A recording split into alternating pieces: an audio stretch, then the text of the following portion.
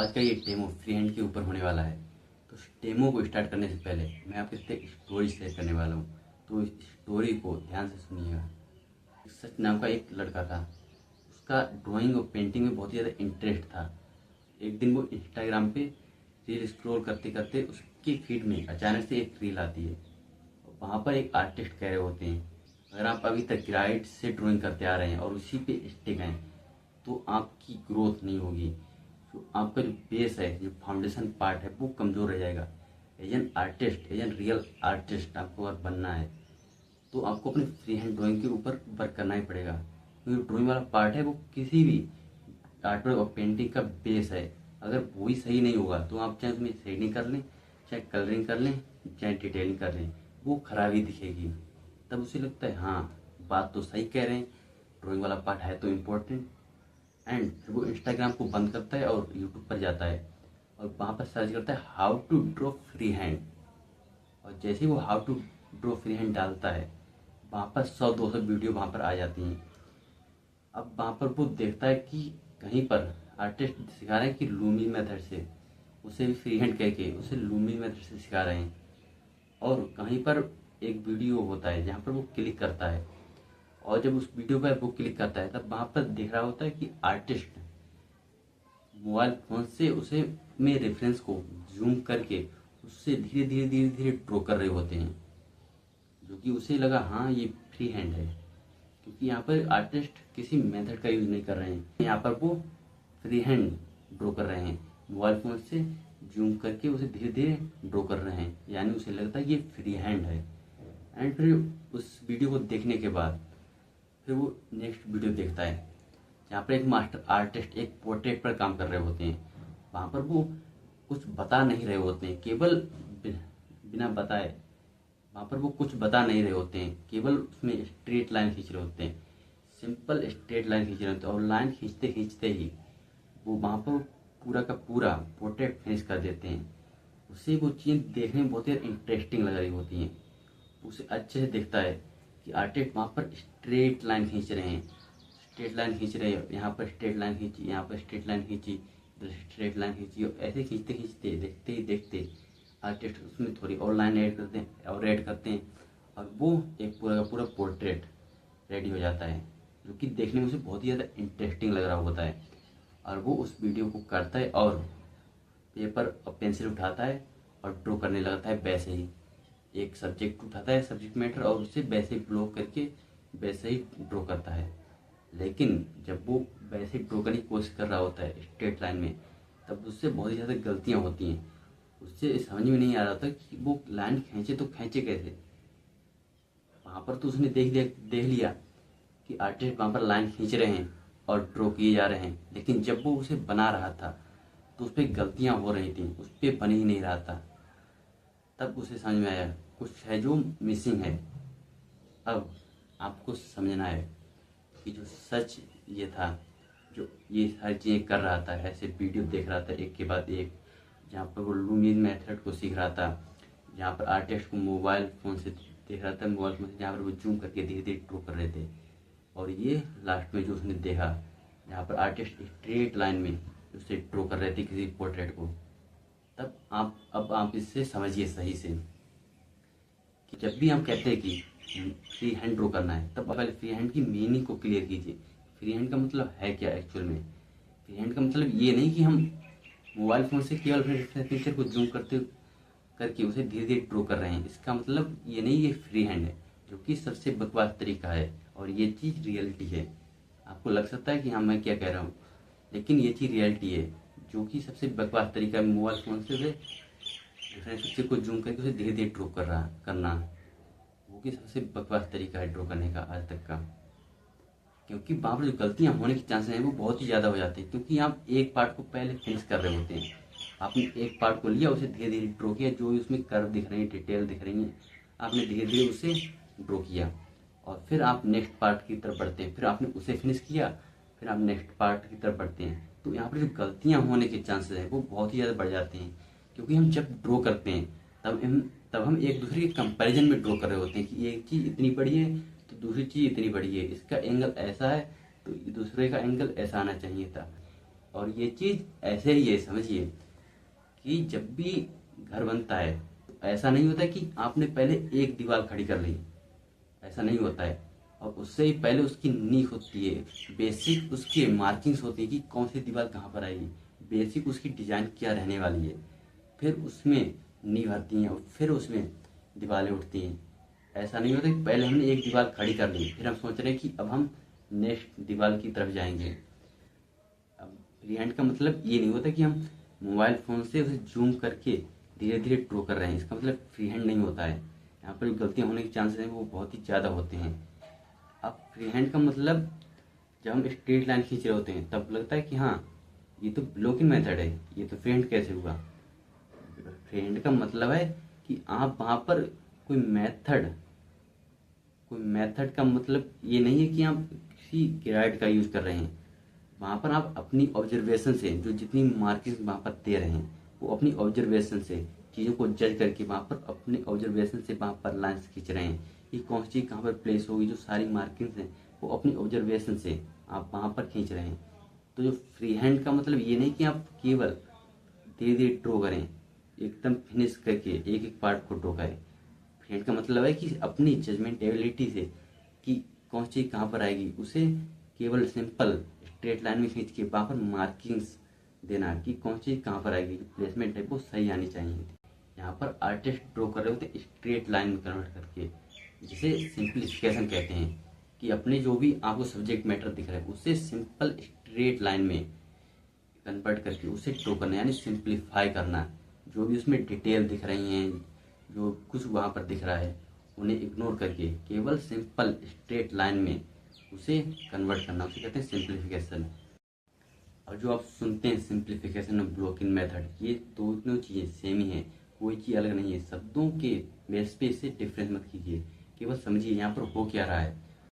और ये approach draw करने की जितने भी इंटरनेशनल आर्टिस्ट हैं और मास्टर आर्टिस्ट हुए हैं वो यही अप्रोच इस्तेमाल करते हैं ड्रॉ करने के लिए। जितने भी अटेलियर्स होते हैं, इंटरनेशनल आर्टिस्ट हैं, वो यही अप्रोच इस्तेमाल करते हैं ड्राइंग के लिए, क्योंकि सबसे सही अप्रोच है ड्रॉ करने की।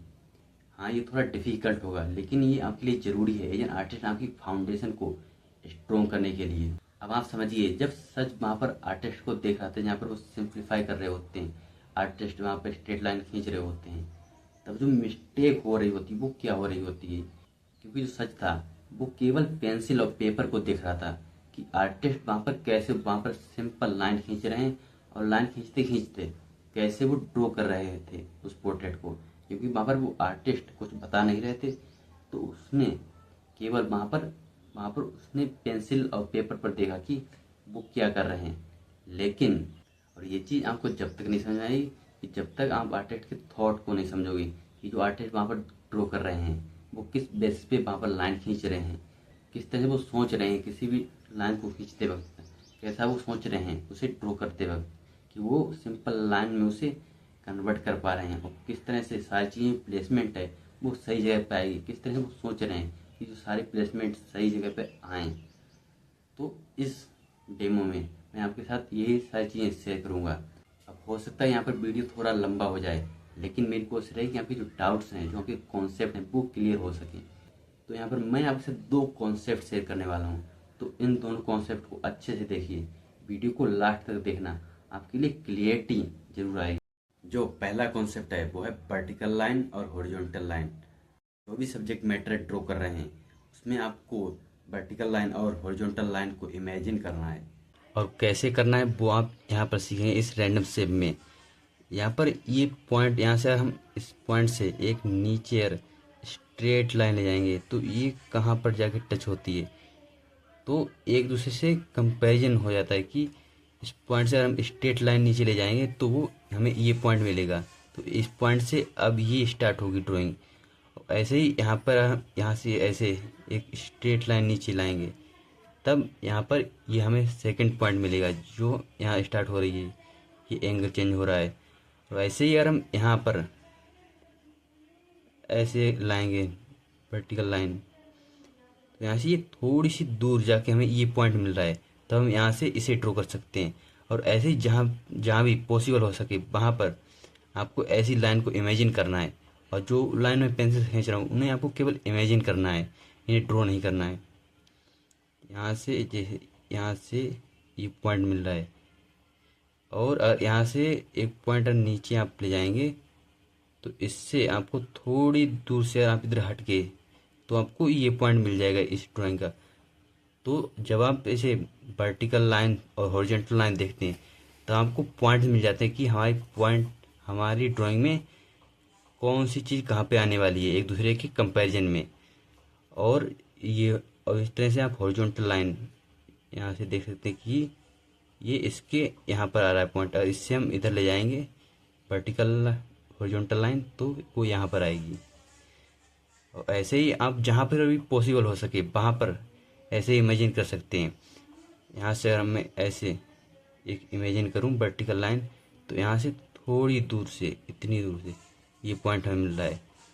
तो जो पॉइंट आपने ड्रॉ कर लिया है उससे आपको लाइन वर्टिकल या हॉरिजॉन्टल लाइन को इमेजिन करना है कि यहाँ से मुझे कौन सा पॉइंट, अगला पॉइंट मिल सकता है। और यहाँ पर जरूरी नहीं आपको परफेक्ट पॉइंट मिल ही जाए, आपको केवल एक पॉइंट से दूसरे पॉइंट तक एक लाइन को इमेजिन करना है। उससे आपको एक आइडिया हो जाएगी इस पॉइंट से हमें नेक्स्ट पॉइंट कहाँ पर मिलेगा।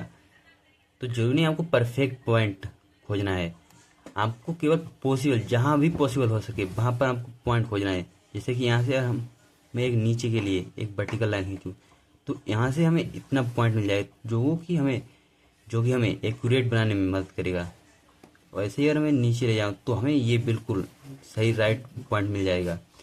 और ऐसे ही अगर यहाँ से हम एक लाइन को यहाँ से इधर ड्रॉ करें तो हमें पता चलेगा कि ये एंगल कहाँ से घूम रहा है। अगर हमारा एंगल नीचे या कुछ थोड़ा सा ऊपर मुड़ रहा होगा तो हमें पता चल जाए कि हम यहाँ से एक लाइन यहाँ खींचेंगे तो ये एंगल है वो यहाँ से घूम रहा है।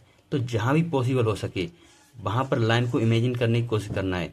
ये नहीं है केवल आपको परफेक्ट पॉइंट मिल जाए, आपको कोशिश करनी है कि जहाँ भी पॉसिबल हो सके वहाँ पर आपको पॉइंट खोजना है। और जो दूसरा कॉन्सेप्ट है वो है कंपैरेटिव मेजरमेंट। आप जब भी ड्रॉ कर रहे हैं तो आप कंपेयर कर रहे होते हैं, एक चीज़ को दूसरे कंपेयर कर रहे होते हैं। आप केवल सिंगल चीज़ को नहीं ड्रॉ कर रहे होते, आप चीज़ों को कंपेरिजन में ड्रॉ कर रहे होते हैं। कंपैरेटिव मेजरमेंट में आप इस चीज़ को समझिए कि अगर ये नाक इतनी बड़ी है तो अगर मैं इसे इस साइड इतनी ही बड़ी लाइन अगर इस साइड ले जाऊँ तो क्या वो इक्वल होगी या इससे बड़ी होगी या टेढ़ होगी। तो ये चीज़ आपको सोचनी है। और ये पार्ट इतना बड़ा है तो यहाँ से ये टी शर्ट ये पार्ट इसके इक्वल होगा, इक्वल। ये चीज़ आपको इमेजिन करनी, एक दूसरे से कंपेयर करना है कि ये इस पार्ट है। और ये चीज़ हर जगह लागू होती है, कोई सा भी सब्जेक्ट मैटर आप ड्रॉ करें उसमें यही चीज़ लागू होती है। आप चाहे कोई लाइफ ड्रॉ कर रहे हो चाहे कोई सा भी सब्जेक्ट मैटर ड्रॉ कर रहे हो, कंपैरेटिव मेजरमेंट है वो हर जगह काम आता है। चाहे आप इतनी ही छोटी चीज़ को, चाहे आप इतनी छोटी चीज़ को इतना बड़ा ड्रॉ कर रहे हो तो आपको वहाँ पर कंपैरेटिव मेजरमेंट काम आएगा। अब जब आप स्ट्रेट लाइन में खींच रहे होंगे, स्ट्रेट लाइन यहाँ से मैंने ये स्ट्रेट लाइन खींची इतनी, यहाँ से यहाँ ये वाली, पर जो सेकेंडरी आई, जो दूसरी लाइन आएगी वो कहाँ आएगी, तो वो हम इमेजिन कर रहे हैं कि ये लाइन लगभग इसके हाफ में है इसके। तो हम चाहे इसे इतना बड़ा बनाए, इसके इक्वल बनाए, चाहे इसके साइज से ज़्यादा बड़ा बनाए, तब भी ये चीज़ इक्वल ही रहेगी इसके कंपैरिजन में। तो ये चीज़ हाफ आ रही है, ये लाइन हमें इमेजिन हो रही है, ये हमें दिख रही है ऐसा, तो हम इसे हाफ बनाएंगे। अब ये चीज़ हम चाहे इसके इक्वल बनाए यहाँ पर, चाहे इसका साइज हम बड़ा करते हैं, लेकिन इसके कंपैरिजन में ये इतना ही हमेशा रहेगा, इतना ही रहेगा। और जो यहाँ से यहाँ ये है इतनी बड़ी लाइन, इससे नेक थोड़ा सा छोटा ये यहाँ आ रहा है, तो यहाँ से यहाँ हमें एक पॉइंट मिल जाएगा इतना, जो कि हम चाहे बड़े साइज पे ड्रॉ कर रहे हो चाहे छोटे साइज पे, वो हमेशा इक्वल ही रहेगा। जरूरी नहीं आप सीधे कर्व यूज करो, आप पहले लाइंस का यूज कर सकते हो। और ये चीज़ आपको तब भी याद रखना है जब आप अपने सब्जेक्ट मैटर को स्ट्रेट लाइन में कन्वर्ट कर रहे हो। आपको एक लाइन को खींचना है, आपको कोशिश करना है सबसे जो बड़ी लाइन आप खोज सकें अपने सब्जेक्ट मैटर में, सबसे लंबी लाइन स्ट्रेट। और जब आप दूसरी लाइन खींचो तब आप देखो जो आपने पहले लाइन खींची है क्या उससे वो हाफ है या दुगनी है या 3 गुनी है, ये आपको इमेजिन करना है, ये आपको इमेजिन करना है।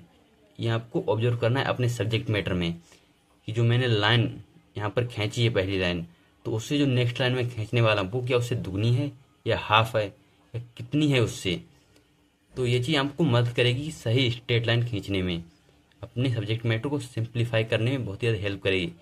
अब आपको वीडियो को बहुत ही ध्यान से देखना है, बिना स्किप किए वीडियो को बहुत ही ध्यान से देखिए, क्योंकि यही वो पार्ट है जहाँ पर ज़्यादा से ज़्यादा मिस्टेक होती हैं। अगर आपका स्टार्टिंग वाला पार्ट जहाँ पर हम मार्किंग दे रहे हैं, सिंप्लीफाई कर रहे हैं, और वो सही रहेगा, तभी आपका नेक्स्ट पार्ट सही रहेगा।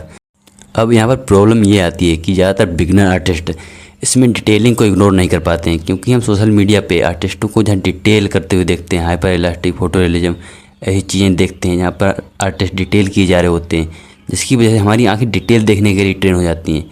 लेकिन आपको यहाँ पर सिंपल करना है, जो भी आपको डिटेल दिख रही हैं उसे इग्नोर करके, आपको जो भी कर्व दिख रही हैं, छोटी बड़ी कर्व दिख रही हैं, उन्हें इग्नोर करके सिंपल बड़ी से बड़ी स्ट्रेट लाइन में अपने सब्जेक्ट मैटर को सिंप्लीफाई कर पाएंगे। और आप सिंप्लीफाई जब ही कर पाएंगे जब आप अपने पीछे के दोनों कॉन्सेप्टों को अच्छे से देखा होगा। आप कॉन्सेप्टों को सही से नहीं देखा है तब आप यहाँ पर कन्फ्यूज होंगे। अब यहाँ पे ज़रूरी नहीं है कि आप एक बार में ही एक्यूरेट मार्किंग कर लें, और जैसे जैसे आप इसमें और लाइन्स एंगल्स ऐड करते जाएंगे आपको यहाँ पर गलतियाँ दिखेंगी, और उन गलतियों को जब आप सुधारेंगे, उन दोनों कॉन्सेप्टों को अच्छे से इस्तेमाल करके, तब जाके आप किसी भी सब्जेक्ट मैटर को ड्रॉ कर पाएंगे। और आपको अपनी ड्राइंग को रेफरेंस पिक्चर से मैच करने की कोशिश नहीं करना है, आपको फोकस करना है कि आप जो लाइन्स एंगल्स ऐड कर रहे हैं वो सही आ पाएँ, जो मार्किंग दे रहे हैं वो सही आ पाएँ, तब जाके आपका ऑटोमेटिक ड्राइंग रेफरेंस से मैच होगी। अब मैंने यहाँ पर एक लेडीज़ का पोर्ट्रेट लिया है और मैं यहाँ पर सिंपल मार्किंग देख रहा हूँ कि कहाँ पर स्ट्रेट लाइन आ रही हैं, कि कहाँ से कहाँ तक मैं सिंपल स्ट्रेट लाइन ले सकता हूँ और लंबी से लंबी स्ट्रेट लाइन ले सकता हूँ। हमको लंबी से लंबी स्ट्रेट लाइन लेने के ऊपर कोशिश करना है। आपको ये कोशिश नहीं करनी आप एक एक जो वहाँ पर कर्व दिख रही है उसे स्ट्रेट लाइन में कन्वर्ट कर सकें। आपको देखना कि एक सीध में कितनी कर्व्स हैं और उन्हें सबको एक स्ट्रेट लाइन में लेना है। तो हमको केवल स्ट्रेट लाइन पे फोकस करना है, डिटेल्स को इग्नोर करते हुए। और ज़्यादातर बिगनर्स यहाँ स्टार्टिंग पे ही मिस्टेक करते हैं, यानी ड्राइंग वाले पार्ट पे। आपको अच्छे से यहाँ स्टार्टिंग वाले पार्ट पे वर्क करना है। आप जो देख रहे होते हैं hyper elastic, photo realism, photo versus reference versus drawing, ये सारी चीज़ें आप देख रहे होते हैं, जहाँ पर आर्टिस्ट एक एक डिटेल बनाए जा रहे होते हैं, एक एक हाईलाइट दे रहे होते हैं, एक एक बाल बनाते रहे होते हैं, जो कि चीज़ें देखने में बहुत ही ज़्यादा इंटरेस्टिंग लग रही होती हैं, जिसकी वजह से हम ड्राइंग पर वर्क ना करके हम सोचते हैं कब वो डिटेलिंग वाला पार्ट आए, कब वो जहाँ पर हम एक एक बाल बनाएंगे, एक एक हाईलाइट देंगे, तो वो सारी चीज़ें इंटरेस्टिंग लग रही होती हैं, जिसकी वजह से हम उनकी तरफ अट्रैक्ट होते हैं। जो कि हमको समझना है वो है लास्ट वाला पार्ट, यानी फिनिशिंग वाला पार्ट, वो आप बाद में भी कर लेंगे। ज़रूरी है स्टार्टिंग वाला पार्ट यानी ड्राइंग वाला पार्ट, जहाँ से जो बेस है वो बनता है, यानी जो मजबूती है वो स्टार्टिंग वाले पार्ट से ही आती है। और ये चीज़ आप जब तक नहीं समझोगे तब तक आप ऐसे ही डिस्ट्रैक्ट होते रहोगे, आपकी ड्राइंग इम्प्रूव नहीं होगी। और ज़्यादा से ज़्यादा आपको फोकस करना है स्टार्टिंग वाले पार्ट पे, यानी ड्राइंग वाले पार्ट पे, कि आप ड्राइंग वाले पार्ट को ज़्यादा से ज़्यादा वर्क करें। और ज़्यादातर बिगिनर करते ये हैं कि ड्राइंग वाले पार्ट को जल्दी जल्दी निपटा के वो डिटेलिंग वाले पार्ट के पीछे भागते हैं कि कब डिटेलिंग वाला पार्ट आए और मैं डिटेल करूं। और ये चीज़ ऐसी है जैसे किसी भी बिल्डिंग के नींव वाले पार्ट, यानी वो बेस वाले पार्ट पे वर्क ना करके जहाँ से उसकी मजबूती आती है, उसकी दीवारों को अच्छी अच्छी पेंट कर रहे हैं, उस पर सफ़ेद पेंट कर रहे हैं, उस पर हरी पेंट कर रहे हैं, अच्छी अच्छी डिज़ाइन बना रहे हैं, तो उस सुंदरता का कोई मतलब नहीं रह जाएगा, क्योंकि जो उसका नी वाला पार्ट है जहाँ से उसकी मजबूती आएगी वो ही कमज़ोर रहेगा। और जो नी वाला पार्ट है उसमें ही सबसे ज़्यादा टाइम लगता है और वो ही सबसे ज़्यादा इम्पोर्टेंट है। और उसके बाद आप उसमें कोई सा भी कलर करें, कोई सी भी पेंट करें, कितना भी सुंदर करें उसकी दीवारों को, उसमें कोई भी फ़र्क नहीं पड़ेगा और वो हमेशा टिकाऊ ही बनी रहेगी, वो सुंदर ही लगेगी। तो हम सुंदरता पे बात को भी वर्क कर सकते हैं। पहले ज़रूरी है उसकी जो फाउंडेशन पार्ट है यानी नी वाला पार्ट, उस पर आप अच्छे से वर्क करें, उसकी मजबूती पे अच्छे से वर्क करें। क्योंकि अगर आप ड्राइंग वाले पार्ट पे ही अच्छे से पेशेंस के साथ वर्क नहीं करेंगे, आप जंप करने की कोशिश करेंगे डिटेल वाले पार्ट पे, कब आएगी मैं ब्लेंडिंग टूल यूज़ करूँ, उसमें शेडिंग करूँ, तब जो ड्राइंग वाला पार्ट है वो वीक रह जाएगा। और उसके बाद हम चाहे इसमें कितने भी अच्छे कलर करूँ, कितनी भी शेडिंग करो, कितना भी अच्छा ब्लेंडिंग टूल यूज़ कर लो, कितने भी अच्छे टूल्स वहाँ पर यूज़ कर लें, तो वो आपकी ड्राइंग ख़राब ही दिखेगी, क्योंकि बेस वाले पार्ट पे अच्छे से वर्क नहीं किया गया है। अब इस तरह का क्वेश्चन लगभग हर बिगनर आर्टिस्टों का रहता है कि मैं नाक बना ले रहा हूँ लेकिन मुझसे आँख नहीं बन रही है। अब मैं आँख तो बना लेता हूँ लेकिन मुझसे लिप्स नहीं बनते हैं। मैं लिप्स बना लेता हूँ लेकिन जो कान है वो मुझसे नहीं बनते। मैं एक स्पेसिफिक चीज़ बना ले रहा हूँ लेकिन मुझसे ये चीज़ नहीं बन रही है। इसका मतलब आपको लग रहा होता है कि मैं ये चीज़ बना ले रहा हूँ लेकिन आपसे वो भी चीज़ नहीं बन रही होती, क्योंकि आपको लग रहा होता है कि मैं ये चीज़ बना ले रहा हूँ, क्योंकि आप उस जैसी दिखने वाली कोई एक शेप बना ले रहे होते हैं। लेकिन वहाँ पर भी आपकी बहुत सारी मिस्टेक होती हैं, क्योंकि आपकी आँखें अभी ट्रेन नहीं है मिस्टेक्स को देखने के लिए, तभी आप वहाँ पर अपनी मिस्टेक्स को फाइंड नहीं कर पाते हैं। रेयांश राहुल सर जो कि एक बेहतरीन आर्टिस्ट हैं, वो कहते हैं एग्जाम्पल के लिए अगर हम एप्पल को एप्पल समझ के ड्रॉ करेंगे तो जो हमारे दिमाग में जो पहले से इमेज बनी है एप्पल की, वो हमें ड्रॉ करते वक्त डिस्टर्ब करेगी, जिसकी वजह से हम एप्पल जैसी शेप बनाएंगे। जो हमें एप्पल दिख रहा है सामने वो हम नहीं बना पाएंगे, क्योंकि हमारे दिमाग में जो इमेज बन रही है एप्पल की वो हमें डिस्टर्ब कर रही होती है। जब हम किसी भी चीज़ को एज इट इज़ ना देखकर, एप्पल को एप्पल ना देखकर उसमें जो लाइंस एंगल जो रैंडम शेप दिख रही हैं वो देखते हैं, तब हमें जो दिख रहा है वो हम ड्रॉ कर पाते हैं, ना कि जो हमें पहले से पता है वो ड्रॉ करते हैं। क्योंकि ये एक कमाल का कॉन्सेप्ट है। दुनिया में जितने भी सब्जेक्ट मैटर हैं वो केवल लाइंस और एंगल से ही बने हैं। जब आप नाक को नाक ना देखकर जो उसमें लाइंस दिख रही हैं, जो एंगल्स दिख रहे हैं, जो रैंडम शेप दिख रही हैं, जब आप उन्हें देखते हैं तब आप वो ड्रॉ कर पाते हैं जो आपको दिख रहा होता है, ना कि जो आपके दिमाग में इमेज बनी है। अब आपको ड्राइंग के बाद सीधे जंप नहीं करना है कि आप उसमें शेडिंग करने लगो या उसमें डिटेलिंग करने लगो। थोड़ा 10-15 मिनट का टाइम लीजिए, उसमें थोड़ा सा रेस्ट लीजिए। जैसे जो आपकी आंखें इतनी देर से ड्राइंग और रेफरेंस को देख रही थी, वो थोड़ी सी रेस्ट लेना है, क्योंकि जब भी हम अपनी रेफरेंस और ड्राइंग को एक साथ देख रहे होते हैं तब वहाँ पर जो हमारी आंखें होती हैं वो थक सी जाती हैं और वो ड्राइंग और रेफरेंस को मैच करने लगती हैं। तब वहाँ पर गलतियाँ फाइंड करना वो मुश्किल हो जाता है। जब आप 10-15 मिनट का रेस्ट लेंगे, जब आप उसे दोबारा देखेंगे, तब वहाँ पर आप गलतियाँ ढूंढ पाएंगे और उसे सुधार पाएंगे। और उससे ही पहले आपको बीच बीच में 5-10 मिनट का रेस्ट लेते रहना है, जिससे आप ज़्यादा एक्यूरेट बना पाओ, अपनी गलतियों को ढूंढ पाओ और ज़्यादा एक्यूरेट बना पाओ। अब एक बोनस पॉइंट मैं आपके साथ शेयर करता हूँ। आपके लिए चाहे दुनिया की बेस्ट नॉलेज ही क्यों ना पता चल जाए, मैं कितनी बेस्ट नॉलेज क्यों ना बता दूँ, आप कितने भी वीडियो क्यों ना देख लो, अगर आपका ये इंग्रेडिएंट मिसिंग है तब आपकी जो ड्राइंग की स्किल है वो ग्रो नहीं होंगी। वो क्या है? वो है एग्जीक्यूशन। आप चाहें 1000 वीडियो क्यों ना देख लो और उसमें एक को भी अच्छे से एग्जीक्यूट नहीं करेंगे, तब तक जो आपकी ग्रोथ होगी वो नहीं होगी। आप इससे बेहतर वीडियो क्यों ही ना देख लो, मैं आपको कितनी बेस्ट नॉलेज क्यों ही ना बता दूँ, जब तक आप कई ड्राइंग्स को ख़राब नहीं करेंगे, जो आपने सीखा है उसे एग्जीक्यूट नहीं करेंगे, तब तक जो आपकी ग्रोथ है वो नहीं होगी। जो ग्रोथ है आपकी वो डिपेंड करती है आपने कितना एग्जीक्यूट किया जो आपने सीखा है। तो सही चीज़ को सीखिए और उसे ज़्यादा से ज़्यादा एग्जीक्यूट कीजिए, तभी आपकी ग्रोथ हो पाएगी। ज़्यादातर लोग 1 घंटे में 10 वीडियो देख तो लेंगे, लेकिन 1 घंटा प्रैक्टिस में नहीं देंगे। जो उन्होंने सीखा है उससे एग्जीक्यूट नहीं करेंगे, और जब तक आप एग्जीक्यूट नहीं करें आपकी स्किल्स इम्प्रूव नहीं होंगी। ज़्यादातर लोग कहते हैं मेरे पास टाइम नहीं है, लेकिन वो 1.5 घंटे रील को स्क्रॉल कर लेंगे, लेकिन जब बात आती है एग्जीक्यूशन की तब वो एग्जीक्यूट नहीं कर पाते हैं, और जिसकी वजह से जो उनकी ड्राइंग स्किल है वो इम्प्रूव नहीं हो पाती है। बहानों को छोड़िए और एग्जीक्यूशन पे ध्यान दीजिए। चाहे आप दिन में आधा घंटा केवल स्केचिंग को ही टाइम क्यों ना दें, तो एग्जीक्यूट कीजिए, तभी आपकी ग्रोथ हो पाएगी। अब आपके लिए एक टास्क है, आपने जो 2 कॉन्सेप्ट इस वीडियो में सीखे हैं उन दोनों कॉन्सेप्टों को आपको कमेंट बॉक्स में लिखना है, जिससे मुझे पता चल पाएगा कि आपने वीडियो को लास्ट तक देखा भी है या आप वीडियो को स्किप कर रहे थे, और आपको जो 2 कॉन्सेप्ट आपने सीखे हैं वो आपको अच्छे से याद भी हो पाएंगे। क्योंकि जब हम कोई भी चीज़ लिखते हैं तब हमें चीज़ें ज़्यादा टाइम तक याद रहती हैं। तो ज़रूरी है कमेंट बॉक्स में इन दोनों कॉन्सेप्टों को ज़रूर लिखना जो आपने इस वीडियो में सीखे हैं। अगर वीडियो इन्फॉर्मेटिव और नॉलेजेबल लगी हो तो वीडियो को लाइक कर सकते हैं, और वीडियो को शेयर कर सकते हैं किसी अपने आर्टिस्ट फ्रेंड के साथ, जिससे उसकी भी हेल्प हो सके, और चैनल को सब्सक्राइब कर सकते हैं ऐसे ही वीडियो के लिए। So thanks for watching. Love art, live art, keep drawing, keep growing.